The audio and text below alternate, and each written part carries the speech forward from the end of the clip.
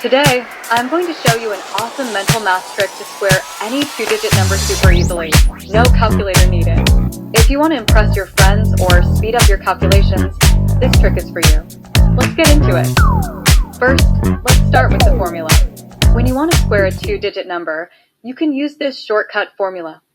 X plus y to the power of 2 equals x to the power of 2 plus 2 times x times y plus y to the power of 2. Here, x is the nearest multiple of 10, and y is the difference between the number and that multiple of 10.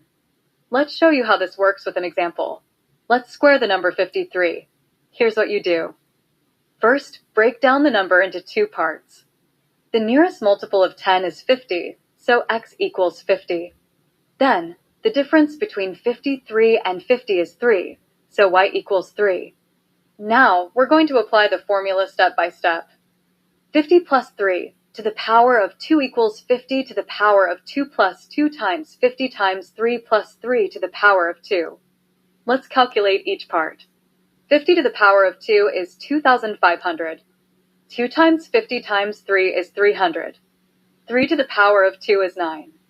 Add them all together. 2,500 plus 300 plus 9 is equal to 2,809.